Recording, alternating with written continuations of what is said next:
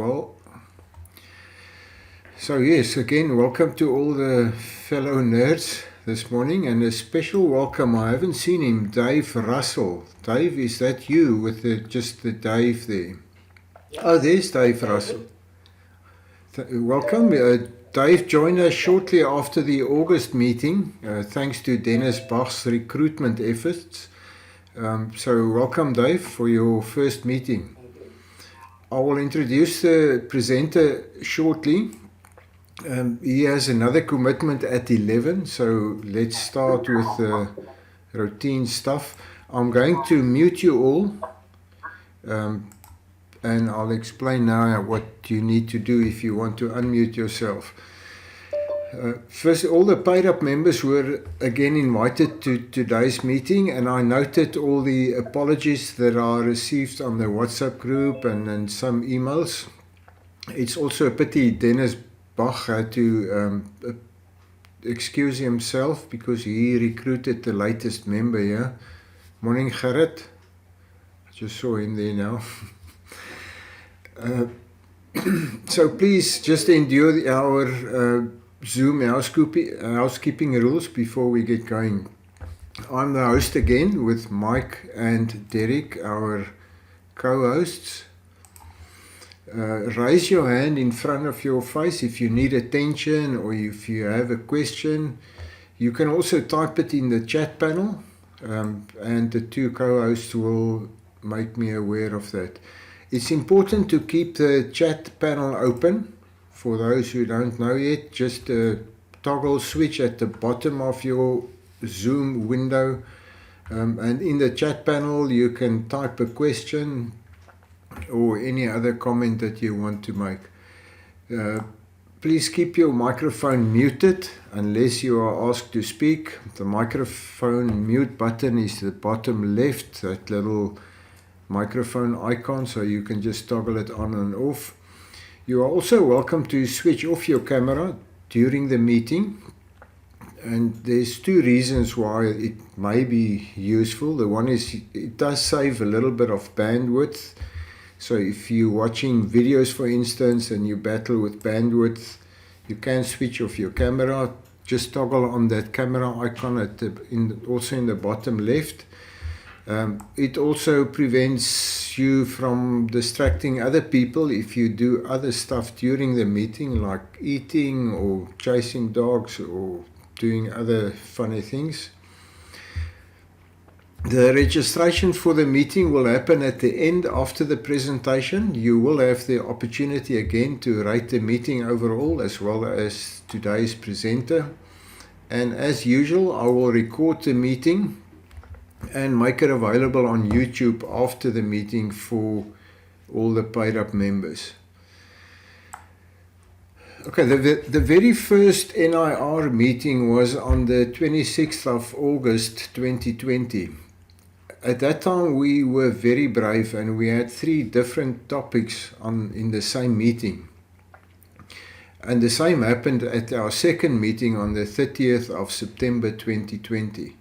Now, the main presenter at both those meetings was Professor Martin Butler from the University of Stellenbosch Business School, who gave us an overview of the 3rd and the 4th industrial revolutions. At the time, we did not have a Zoom license, and Professor Butler was kind enough to make their Zoom room license available to us. Now, more about the Zoom license, which is about to expire after today's presentation, so please stay for that. I will explain it to you after the meeting. Today, Professor Butler returns as presenter about digital innovation in South Africa. And for the sake of all the new members who joined us since September last year, allow me a brief introduction. Martin is the head teaching and learning at the University of Stellenbosch Business School and Associate Professor Digital Enterprise Management. He has several academic qualifications, including an MBA and PhD from University of Stellenbosch.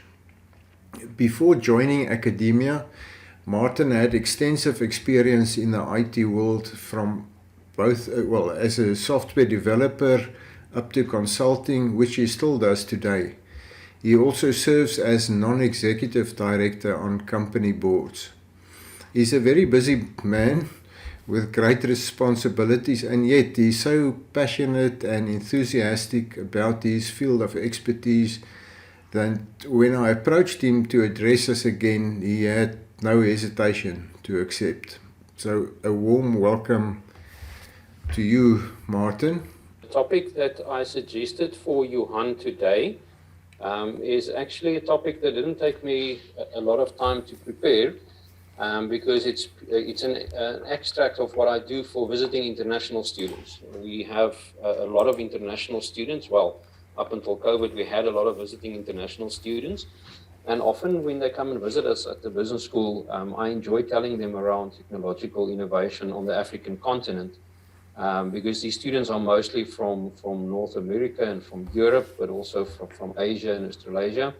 And they are being fed a particular narrative about Africa. And I enjoy changing that narrative and telling them about the innovation that's happening on the continent. So the topic then is digital innovation and I put it in brackets, South Africa, because it's really brave to attempt to talk about digital innovation in Africa. But I do have a splattering of examples from beyond the continent. I've had the privilege to travel to 29 African countries. I'm deeply in love with the continent, and I've always enjoyed immersing myself into the local ecosystems, which is normally a coal tusker or a whitecap in Kenya or a Zambezi lager in Zimbabwe. But I enjoy understanding what is happening in the technical ecosystems as well. And if you take a glass half full perspective on Africa, you cannot be helped to be amazed by the ingenuity of people on the continent and how we are able to solve our own problems.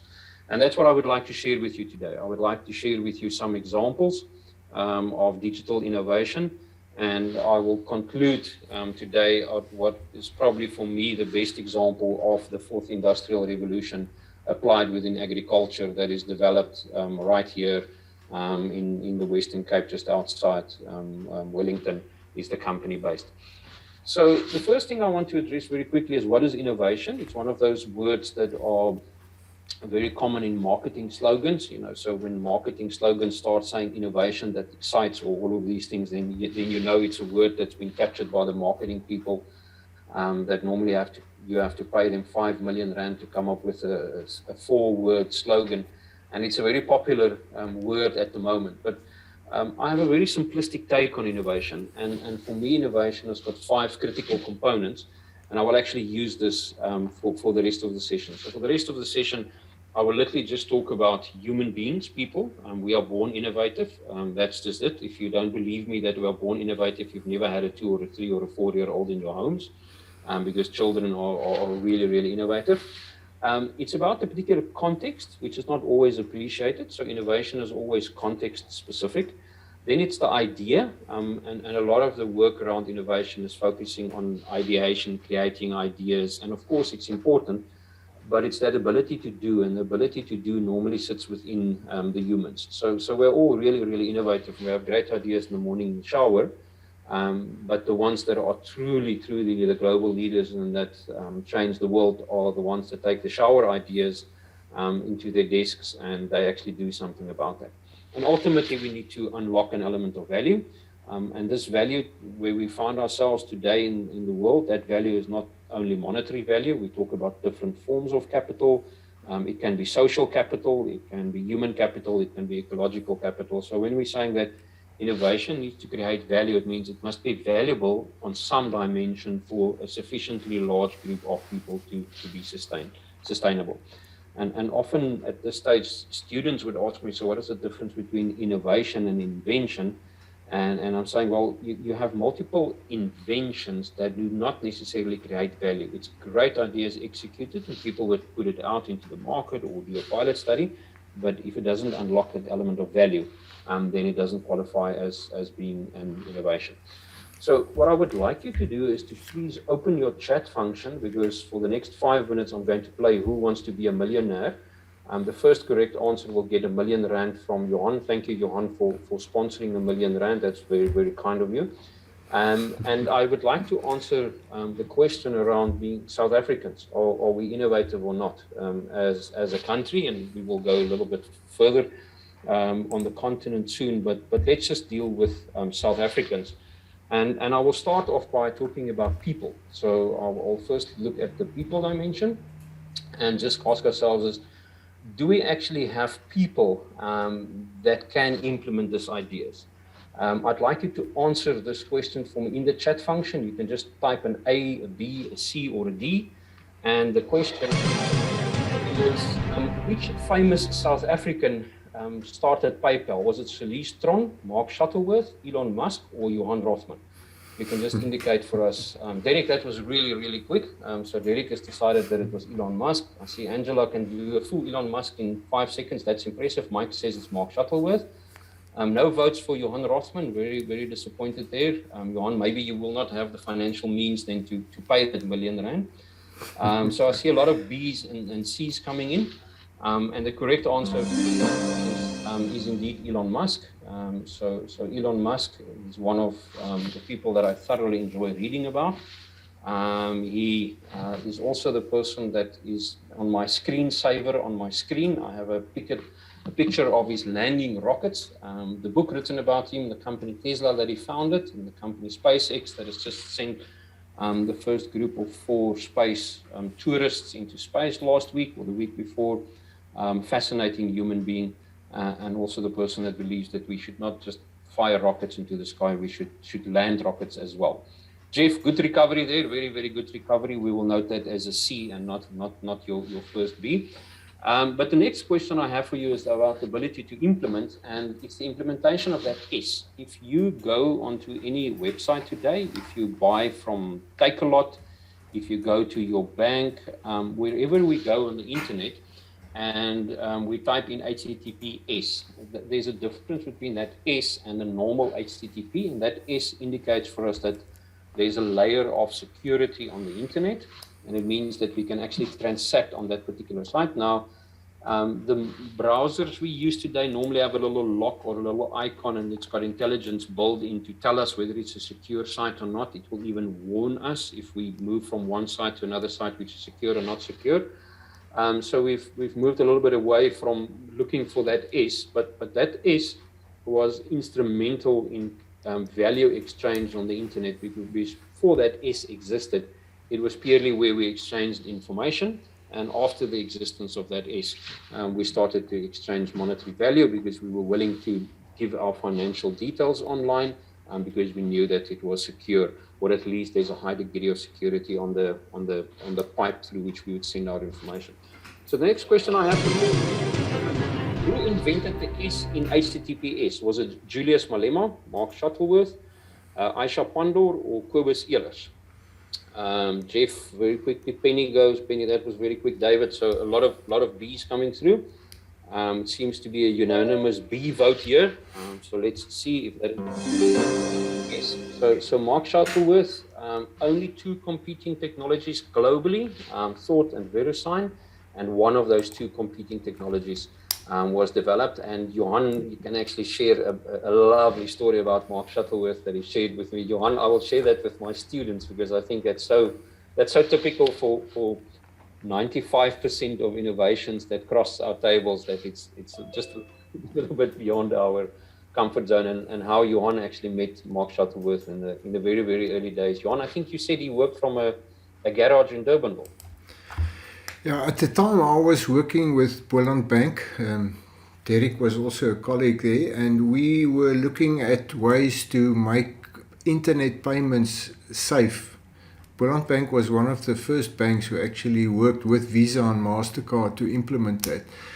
And then we got a call from this young guy called Mark Shuttleworth. He wanted to come and introduce his digital certificates to us and make it part of all the websites where we had dealers to accept payments.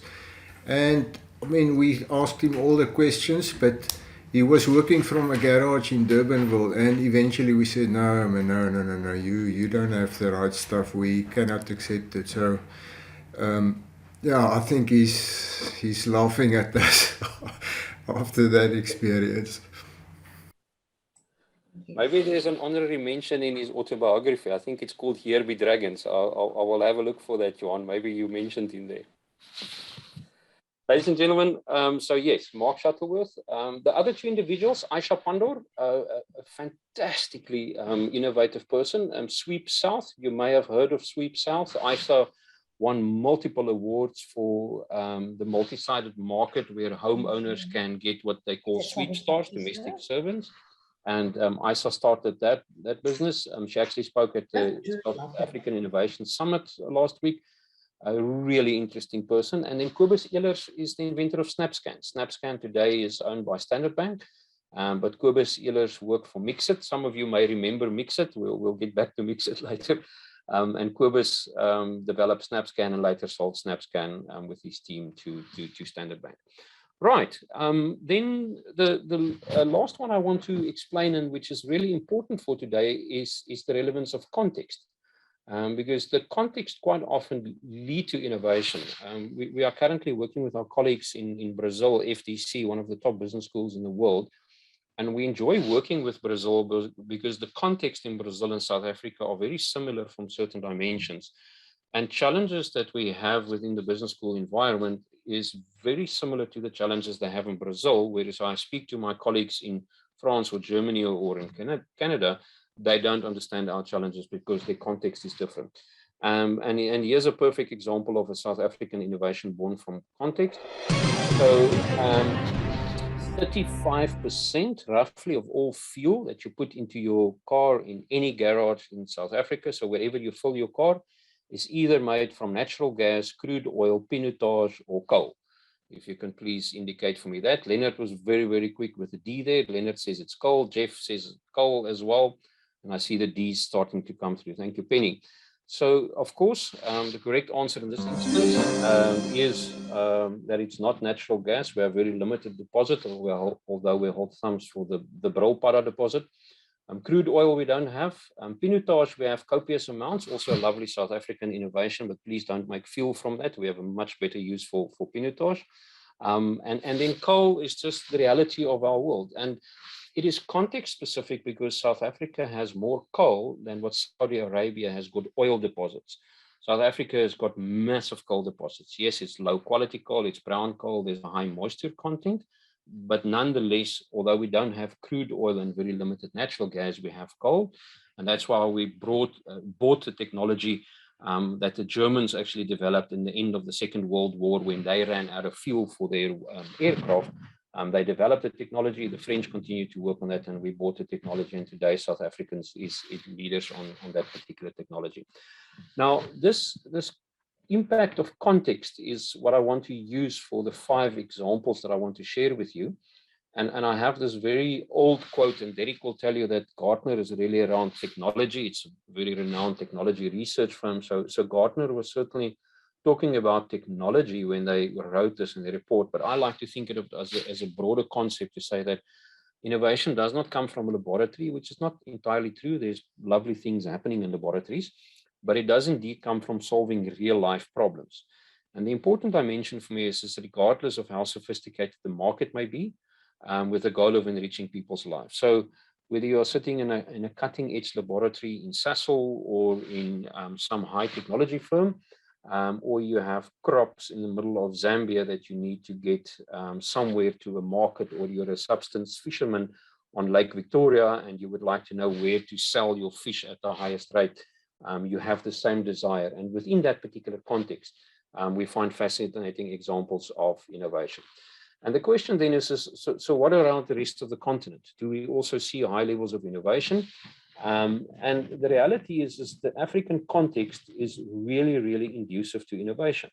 You live in an environment that there are many, many problems to solve. I often say to students, if you get off a plane at Charles de Gaulle Airport or in any airport in the developed world, you can get in your car and you can drive from Schiphol Airport 20 or 30 kilometers in any direction, and there's nothing that's crying out to be solved.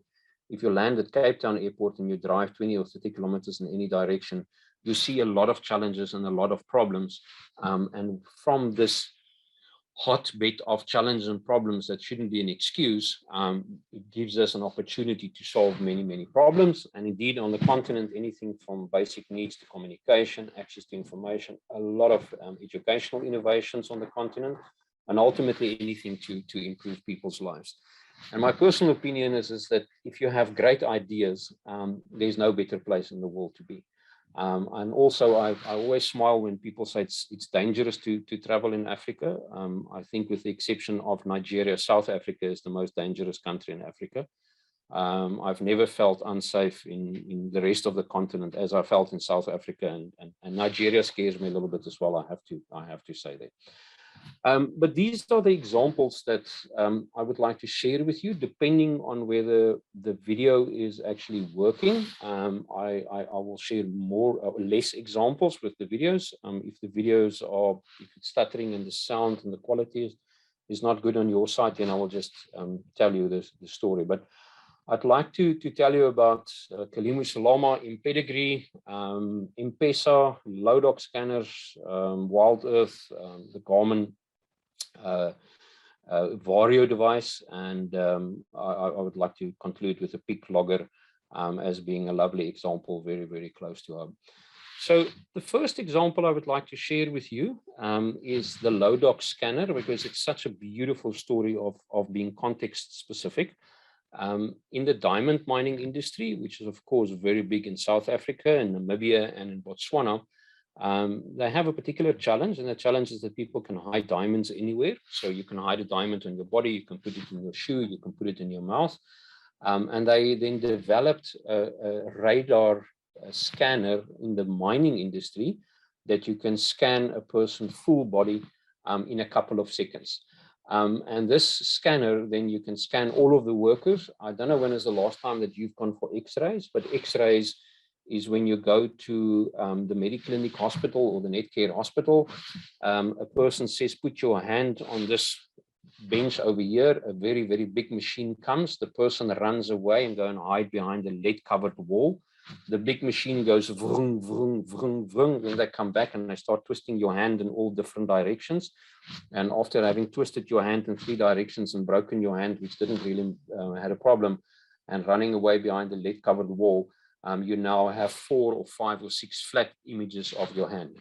And what these guys did in the mining industry is they scanned a person from top to bottom, dosages of radiation low enough that you can actually scan a lady that is expecting a baby, that is pregnant, and that you can be regularly scanned because the radiation is a lot lower. And then they came up with an idea and they said, but can we use it in the medical industry? In healthcare, we talk about the golden hour. If a person has been injured or sight, was in a motor vehicle accident, that first hour to find the rib that has penetrated the lung, or to find the fat embolism on the broken leg, or whatever may be wrong, that is the critical period for serious injuries. And it's also when it's extremely difficult to take a patient into a normal environment and do x-rays, as we've done it really for the last 8 years. And basically what they did, they developed the full body scanner that you can see the picture there in the bottom right. And it can scan an entire body, on an entire person in 13 seconds. You need no stitching or retakes, and it produces high quality 3-dimensional images. And these high quality 3-dimensional images is then presented to the doctor, and you can rotate, you can slice, you can dice, and you can look at the patient from any direction. And you only need one take, and you don't need the person to move into different directions. Now, there's a medical series on the television called Grey's Anatomy. I don't know if there are any Grey's Anatomy fans here, but in Grey's Anatomy a couple of years ago, there was an episode where the writers of Grey's Anatomy found out of the South African innovation. And the first one that was actually on its way to North America, they hijacked to move to LA. And they used it in filming an episode of Grey's Anatomy. And there's a lovely little video on YouTube where the doctors congregate around this machine and they say it's freaking magic. They can't believe this. But the essence here is if it wasn't that the mining industry had the funding and the challenge of finding hidden diamonds on human beings, they wouldn't have invented the technology. And if somebody didn't have the insight to say, how can we apply this in another industry, we wouldn't have had the Lodoc scanner today. And I've just brought you a pic map. So this is a little map of all of the low dock scanners developed and built in South Africa. And you can find them all across the world. I think the first ones was in the UAE and in Switzerland. And since all across the world, you can find low dock scanners, which is proudly developed in South Africa. Right, next question time. Which country in the you're more than welcome to ask questions. I'm okay for time. If you want to ask any questions about the examples I cite, you can just raise your hand, wave at me, or type it in the chat function. Which country in the world has the highest mobile money penetration? So by that I mean, which country in the world do people, the most amount of economically active citizens, use their mobile phones for transacting? So in South Africa, in our environment, it would be, for example, something like SnapScan or Zapper. So if you've used SnapScan or Zapper on your phone, that would qualify as being mobile money. There are many different mechanisms of mobile money. But anybody that says, Jeff has said Kenya, that's a very, very brave guess from Jeff there. I think I may have mentioned this in one of my previous ones. Jeff, it seems that we'll have to go with Kenya. I don't see any other brave. However, no. MRI is actually another South African invention that wasn't commercialized in South Africa. It was commercialized in the United Kingdom. It was developed in South Africa, but we didn't have the money to commercialize it. So it's also a South African invention.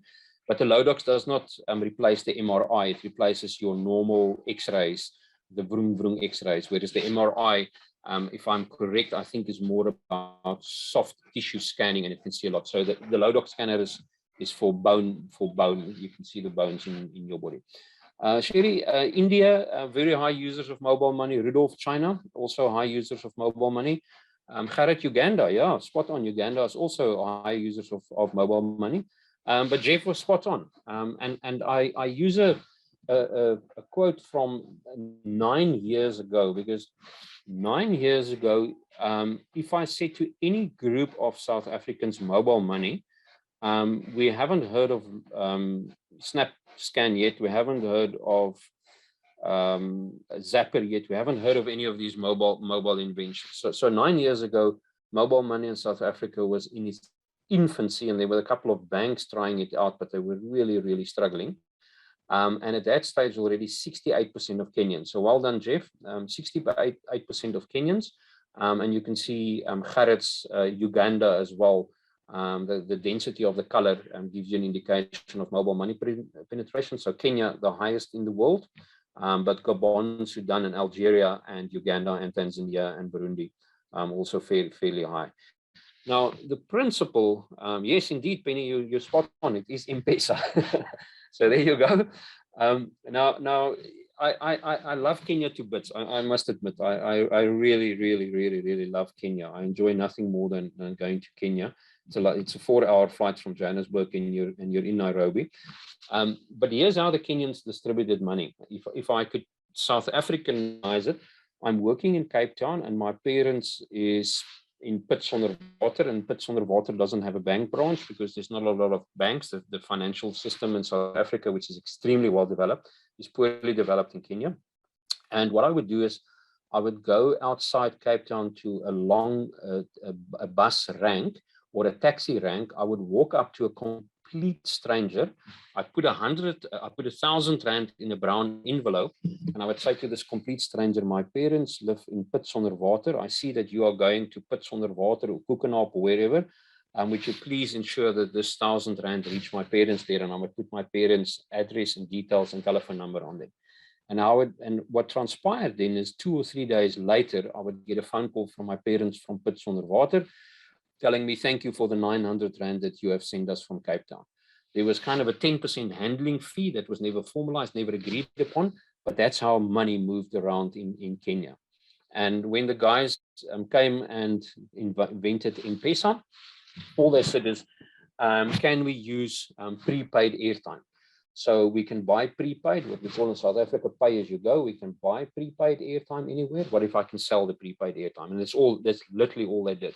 They said, I can transfer prepaid airtime. So like I can go anywhere in South Africa to a spaza shop, a coffee cafe corner, buy prepaid airtime. I can then transfer it to somebody else. but they allowed me to sell my prepaid airtime back, and that became mobile money. There's a fantastic book written. It's only $7 on Amazon.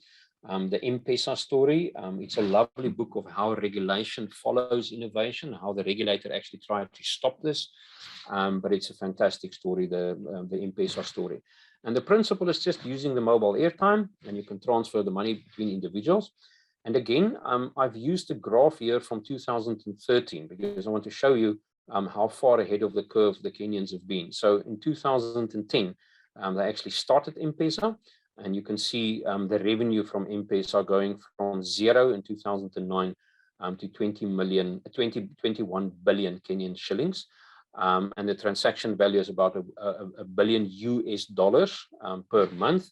And today it's estimated that about 70% of financial transactions in Kenya is going through M-Pesa. So not by value, by volume. People wouldn't buy a house and a car with M-Pesa, but for the rest, for groceries and everything, they would do that. And if you go to Kenya Airways website now, you'll see on Kenya Airways website, you can play with Visa, MasterCard, American Express, M-Pesa. And that's just how it's completely revolutionized the Kenyan economy. And you literally cannot go to Kenya and transact in Kenya today if you don't have M-Pesa.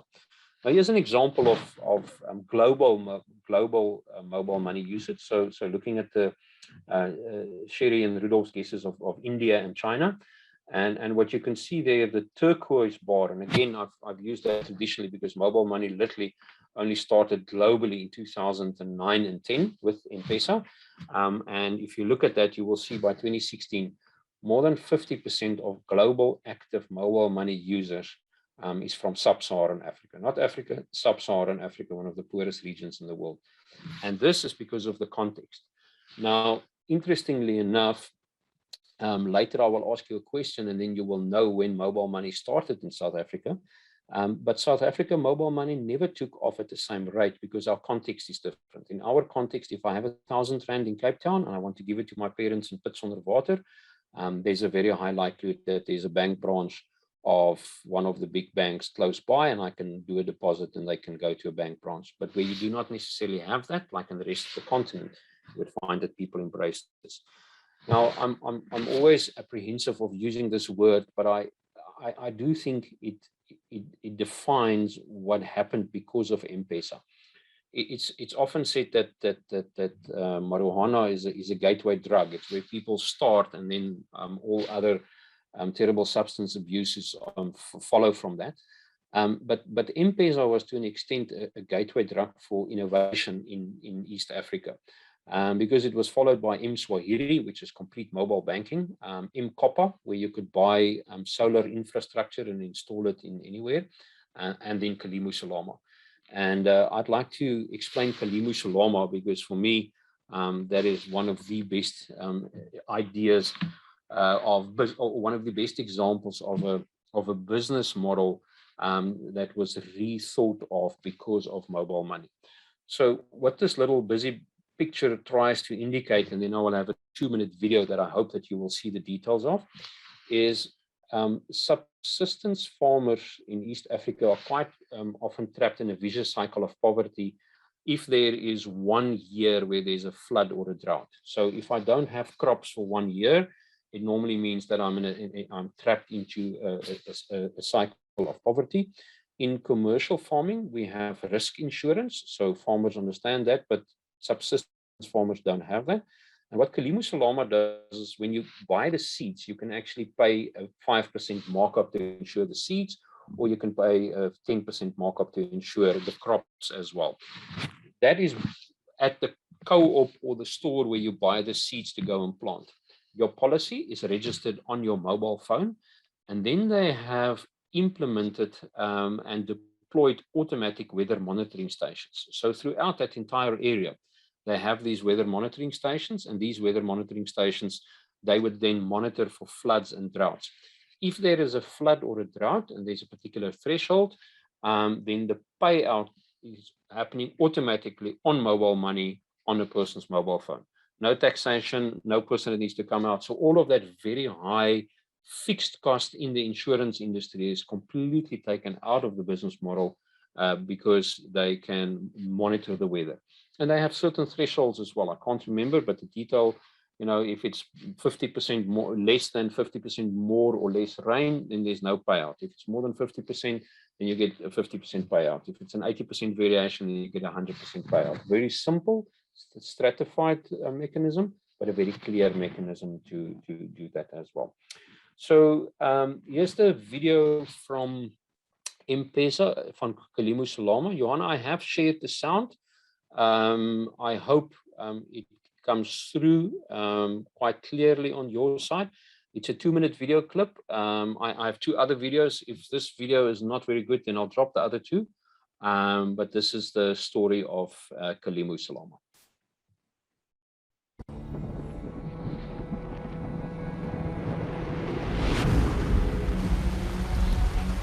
Extreme weather is on the rise in East Africa, affecting millions of smallholder farmers. Their crops are their main source of food and income. And one bad harvest can set a family back for years, trapping them in a vicious cycle of poverty and hunger. Large farmers have crop insurance to protect themselves against risks like drought, and insurance companies can build a viable business insuring them. But insuring smallholder farmers in East Africa just didn't add up, and there was no affordable crop insurance on the market. Until Kilimu Salama found a way to offer protection to smallholder farmers that also made good business sense. At the start of the growing season, farmers can purchase low-cost insurance to protect either their investments in seeds and fertilizer or their harvest. Kilimu Salama's weather monitoring technology allows the team to track insured farms remotely. Automated weather stations throughout the region collect data that is relayed wirelessly every 15 minutes back to headquarters. This on-the-ground information is paired with cutting-edge satellite data, which is compared to an index of historical rainfall. If an area has 15% more or less rain than the historical average, insured farmers receive a payout. Farmers can even receive payouts via mobile phone to be used, same as cash. Kilimu Salama also partners with agricultural NGOs, lending institutions, and cooperatives currently insuring more than 100,000 smallholder farmers in East Africa. No one can control the weather, but with Kilimu Salama, smallholder farmers can finally safeguard their crops and livelihoods.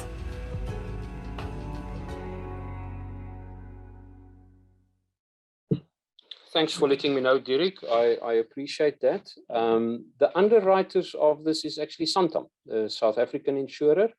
And when I dealt with them last year, they said to me they already have more than 200,000 clients. So if you have 200,000 clients, even if it's small money, 200,000 times small money, you know, 200,000 Rand is more than what all of the professors at Stellenbosch University earn on an annual basis. So it's a lot of money for us. So in case of M-Pesa, as Helga is asking, does the cell phone company act as a bank?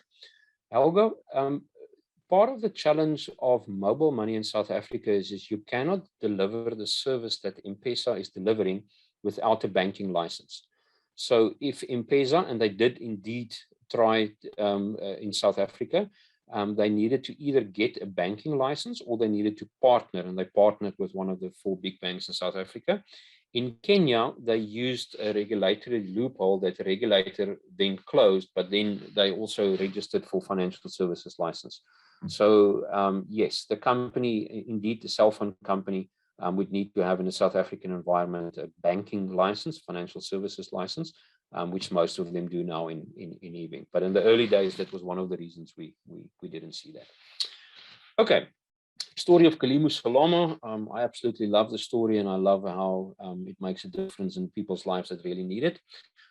This is a really interesting story from Nigeria. So in Nigeria, it's estimated that about 30% of the drugs that's used in developing countries are fake, sorry, not in Nigeria, in developing countries. Thank you, Jeff. Jeff is a source of wisdom. Says in Uganda, 2 million people have bank accounts and 18 million people use M-Pesa. Amazing statistics, giving us an idea. So it's estimated that a large amount of drugs that people buy in developing economies are actually fake drugs. And we see it at the moment. There's fake COVID vaccine that's entered in the global supply chains. There's a lot of challenges around this. Now, the idea they basically had, Bright Solomons and his team from Impedigree, and says, can we create a mobile phone-based drug verification system? And all that they did, they basically took the early technology that had on scratch cards. You remember that silver ink we needed to scratch off the scratch cards. They put a unique number on a medicine, on whatever the medicine is that they wanted to secure. And that would then be traced from the manufacturer all the way to the pharmacy. Sorry, not traced. It would be able for the person that buys the medication to scratch that off, and in the pharmacy immediately send that number through. And there is a central verification system which would then tell you whether that is an original product or not. Now, this was really interesting because it gave the consumer the peace of mind that I bought an original product, but it also created a whole supply chain of information, because if you're manufacturing a certain medicine in Switzerland and you ship it through your gate, that's it. You've lost complete visibility. You don't know if that is destroyed in a bin in Somerset West 2 years later because it wasn't taken, or if it's taken 3 weeks later in Zimbabwe for a person suffering from dengue fever or yellow fever, whatever the case may be. For the first time, the suppliers now had an end consumer telling them where in the world they were and whether this particular product is now a real product. And it created an entire ecosystem of information. You can engage with the end user to tell them how to take it. You can find where do fake drugs indeed enter the supply chain, because the fake supplier would send it and you would identify it, and it would help law enforcement. So a whole host of things that became possible because of Impedigree. Johan, I will send you the links afterwards. This is a lengthier video, so I'm going to skip this particular video. I'm going to go to Uganda. See, Jeff has already have a fondness for Uganda. Uganda, two youngsters, real youngsters, very innovative guys. They took the pinard horn. The pinard horn is to listen to fetal heart rate. And when you listen to a fetal heart rate, it can tell you whether the baby is healthy or not. We all know that. And my daughter is 24 and I can still hear that fetal heart rate more than 24 years ago when we first visited the gynae to see if everything was fine. Now, what these youngsters did is they bought old mobile phones, they developed algorithms, they put an acoustic pickup device in the back of a 3D printed peanut horn that costs about 20 Rand to print, and they then wrote an algorithm. Now, it doesn't replace a trained physician, but if you're in a very rural area in Uganda, and a person is able to put a peanut horn on the belly of a pregnant lady, listen to the fetal heartbeat, and then give you one of 3 diagnoses. The one says, this heart rate sounds completely normal, relax. The second one says, the heart rate doesn't sound completely normal, please make an appointment with a medical practitioner. The third one says, here's a problem, get medical attention immediately. Now, any mother, anywhere in the world, 24 hours a day, would love to have one of those 3 bits of information. Normal, doesn't sound normal, make an appointment, get to an hospital immediately. And the value of this was immense. There's a whole host of things that happened from this as well. The mother could hear the heartbeat for the first time, and not just the midwife that was listening on the peanut horn. The father could hear the heartbeat, and 24 years later, I still have that emotional connection with hearing that heartbeat. And there's a lot of things that actually flowed from this. Now, I had a look this morning, Johan, the previous time I spoke to you was the 30th of September 2020. So it's exactly one day less than a year ago. I talked about the 4th Industrial Revolution, and I said that the 4th Industrial Revolution is not, as people would commonly say, is around computers and mobile phones and automation, all of these things. It's actually blurring the physical and digital boundaries. Now, Kalimu Salama for me is also an example, because in Kalimu Salama, you have an insurance product, it's automated, but you have these weather monitoring stations, and by monitoring the rain or the lack of rain, you immediately know things. So it's also for me an example of that. But the example that I'm going to conclude with today is probably my favorite example. And it's my favorite example also, I think, because it comes from agriculture. I think for many years in the business and even in the business school, we talked about manufacturing and services and manufacturing, and we knew that we were really good at manufacturing. And in South Africa, there's lovely things that we manufacture, and we're very strong in financial services. But in my mind, the things that are truly astonishing happening in technology at the moment is in agriculture.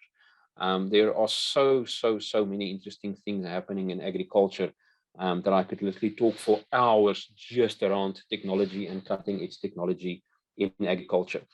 And what is currently seen as being the umbrella term for a lot of things that's happening in agriculture is what we call precision farming.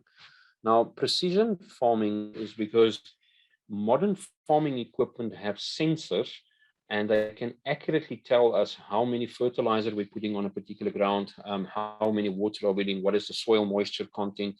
And certainly when you're doing crop harvesting, when you're doing your grains, corn, wheat, there is real-time tracking of how you're doing your harvesting. So what I try to depict with that picture is often in farming today, once I have harvested my annual crops, I have an accurate, so in the past, the farmer would know the yield of a particular block or an area or a land. I know the yield of that block because I know how much maize or grain I got from that block. Today, that's no longer good enough. We actually have a two-dimensional map exactly of the yield in that block because of the sensors that's embedded within the combine harvesters and all of these equipment that we have. And you could then also do your fertilization and your watering according to this as well. The challenge is if you have crops that's picked by hand, if you have laborers that actually need to pick these crops, if it's vineyards or here in Oranje Rivier where we do the export grapes, or if it's citrus fruit or apples that we have here in the Western Cape, then the information is also valuable to me, but I don't have that information. And what the guys of Agritech Novation, based in Wellington, did, they developed the pick logger. And the pick logger is the little picture that you're seeing there. And what they did with the pick logger is the normal, excuse me, but the word is escaping me now, is snoeiskaar. So it's probably not a scissors, it's probably the correct English word. Somebody can help me on the chat with that. But they would take the normal scissors, they would put a GPS device in it, and they would actually count to see if a person when the person is taking the fruit. And when I put it in a bin, I put a tag in the bin. When the bin goes to the packhouse in Grabouw, between every tipped bin, they put in some blue balls, and the blue balls, there's an optic device that actually keep track of that. Pruning scissors, thanks, Johan. I think that sounds a lot better than scissors. And what is possible now is when you've done with your harvesting, it provides an accurate yield map. So after this information has been processed, even if you have a citrus orchard or export grapes or apples, I can accurately see exactly how much fruit came from which tree, the bins, and I have traceability on my supply chain. When somebody picks up an apple in Tesco in London, they know that it was Klaas that actually picked that apple Tuesday morning, 9:05, in which tree, in which orchard in Grabouw. And it even gives you data on worker productivity as well. I have a small video on this. I'm actually going to Johan. I hit the video, but there's sufficient time for me not to hide the video. So let me just find the video very quickly. Where's my video? Yeah, no, I don't have a video on this. I thought I had a video on this. The video I will send through for Johan for there we go. There we go. I'm not going to show you the entire video. Going to just give me a second. Apologies for that. I thought I had the video. So the video is Eric from Agritech Novation, and I'm going to share that with you now. I'm going to just play the video halfway. I would like to give you the idea of what optimize for video and advanced, and I just want to share the video, and I'm going to share that video, and I'm going to share. There we go. I'm speaking to myself because then I feel less guilty of not being prepped. There we go. Okay, so here's the video from Agri-Tech Novation. I'm going to stop it after 1 minute and 20 seconds, but you will see Eric, which is one of the directors, and he will tell you the story of Agri-Tech Novation. Derek, I would appreciate it if you just again indicate for me that the sound and this video is coming through correctly.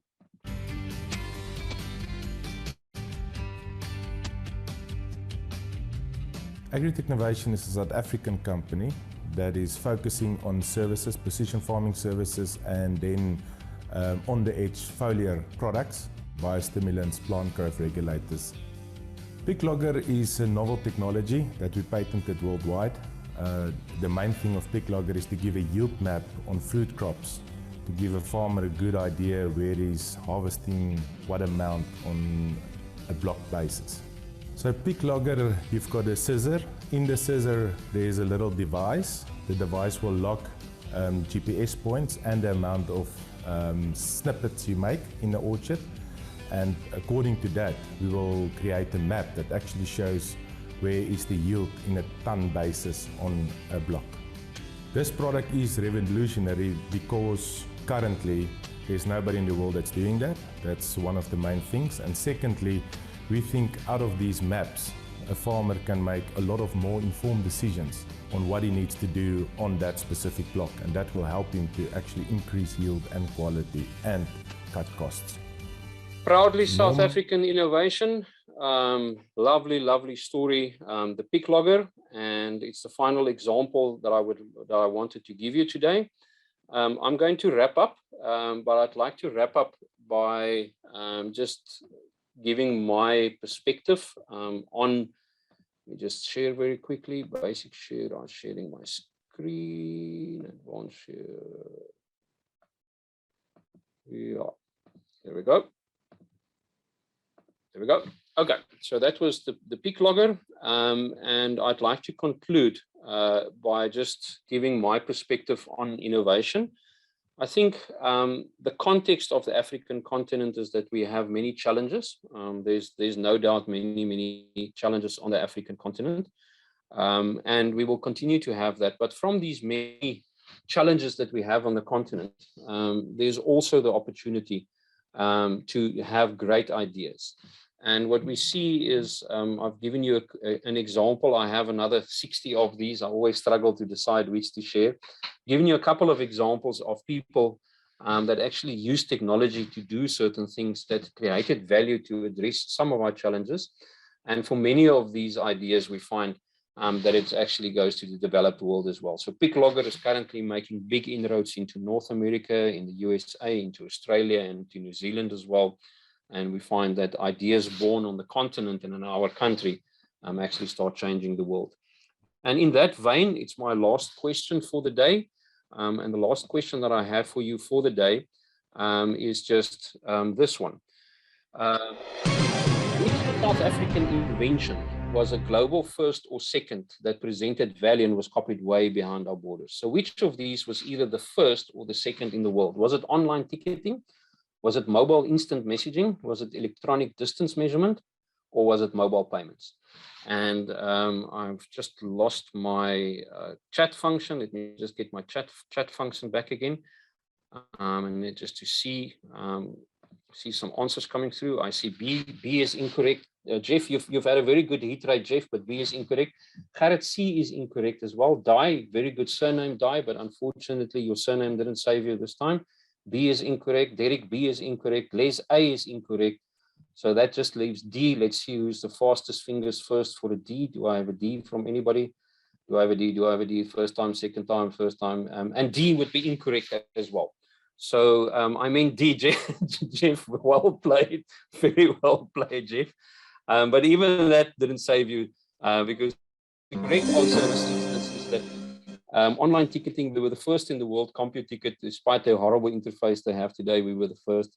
Mobile instant messaging, before the world had Apple messaging and WhatsApp, we had Mixit, developed here in the shadow of the Helderberg as well.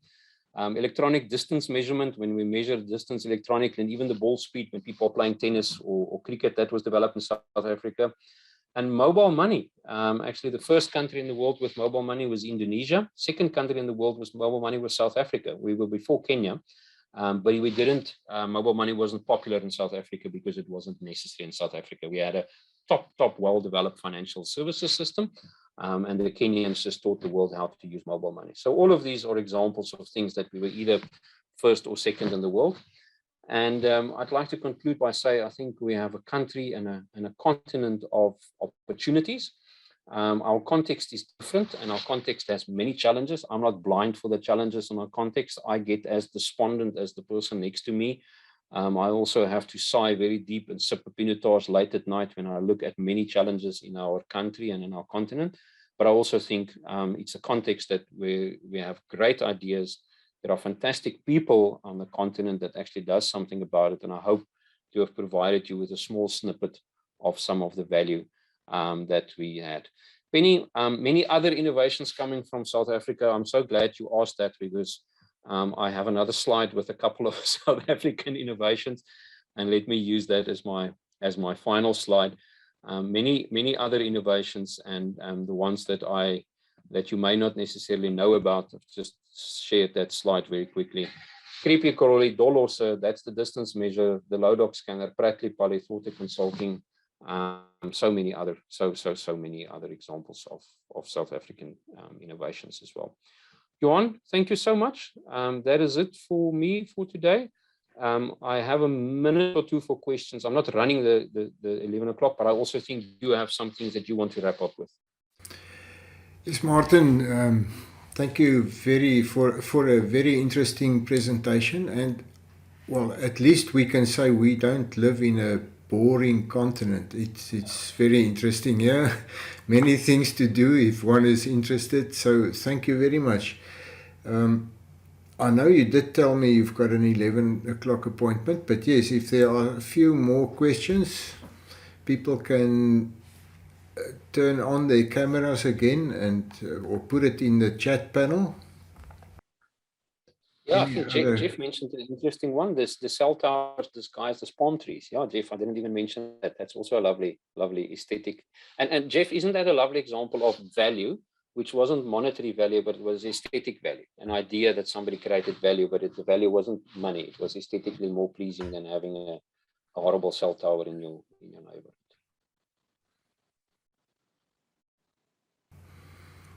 Thank you. I think, Martin, people will think about many other examples when you're away now.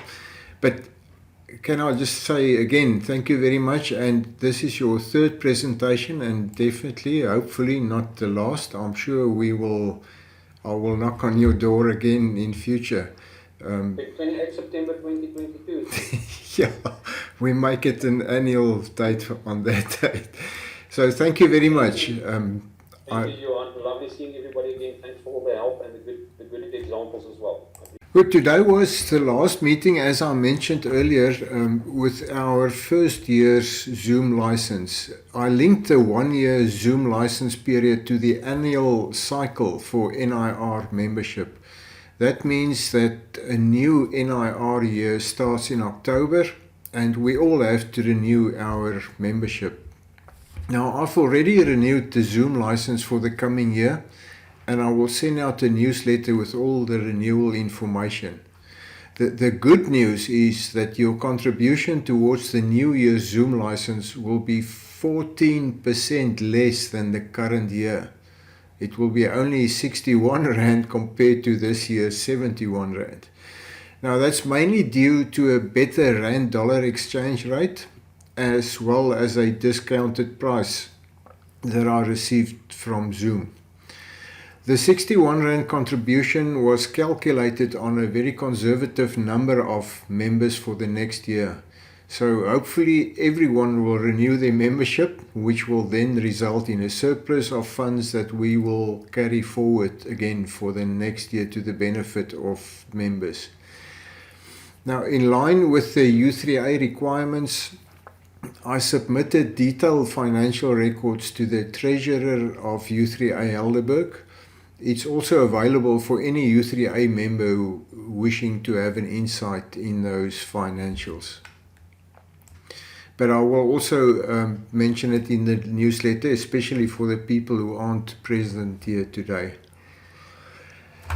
Today's video in the I Didn't Know I Can Do That series will introduce you to a software application that enables you to find information about the hardware components and the operating system of your computer and record it for future use. It will also show you a method to get a list of all the other software installed on your computer. Now, you may need this information when you are experiencing problems and need technical support, or when you consider upgrading your system, or when you need to rebuild your system onto new hardware. People will then ask you, what did you have on your old system? What do you need for the next one? And I think with all the talk about Windows 11, and maybe we can have a discussion about that at some point, but for now, I think it's still early days, but there are talks that you may not be able to run Windows 11 on your current hardware. Now, the link to this video will be in the registration form that you need to complete at the end of the meeting. At our next meeting on Wednesday, 27 October at 10 a.m., Dr. Cleo Graf, like Steffi Graf, Dr. Cleo Graf will give us a presentation about some of the latest gadgets and technology used in wildlife conservation.